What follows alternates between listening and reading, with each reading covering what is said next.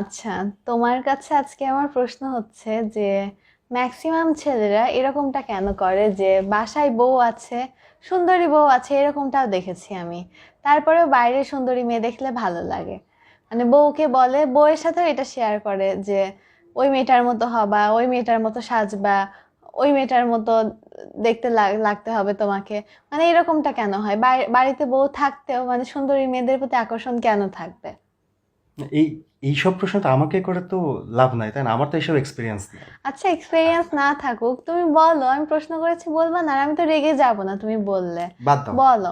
আরে বলো বলো, সমস্যা নেই। আচ্ছা দেখো, মানে অনেক সময় এমন হয় না যে মনে করো বাসায় প্রতিদিন বিরিয়ানি মাংস রান্না হচ্ছে, ভালো ভালো খাবার রান্না হচ্ছে, কিন্তু তারপর হয় কি প্রতিদিন একই বিরিয়ানি মাংস খেতে খেতে একটা সময় হয় কি মনে হয় যে ইস, আজকে যদি বাইরে হোটেলে একটু ডাল ভাত খেতে পারতাম। মানে একঘেয়েমি কাটানোর জন্য একটু টেস্ট মাঝে মাঝে চেঞ্জ করতে হয় না, এই কারণেই মনে হয়। একঘেয়ে না? মানে এখন বাসায় বউ রেখে বাইরে টেস্ট চেঞ্জ করতে যাবা? সুন্দরী মেয়েদের প্রতি এত আকর্ষণ তোমার, আর তোমার নাকি এক্সপেরিয়েন্স নাই। তুমি কিন্তু তুমি কিন্তু পার্সোনালি নিচ্ছ এবং তুমি বলেছো যে রাখবা না।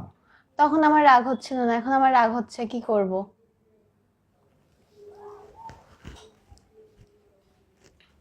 আল্লাহরে, কি যে বললাম আমি, আর কি কারণে বললাম?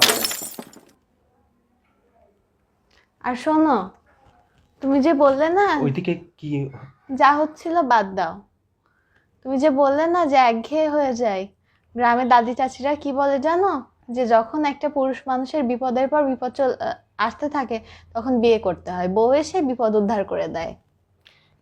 ওই সব কারণে বলে না, এই কারণে বলে যে বিয়ে করলে এত বড় একটা বিপদ এসে হাজির হয় যে আগের সব বিপদ তখন ছোটখাটো মনে হয়। কি কি হয়েছে? আমি ইয়ার্কি আমি আর কি ইয়ার্কি মেরেছি, ইয়ার্কি মেরেছি। আল্লাহর খবর আছে আজকে।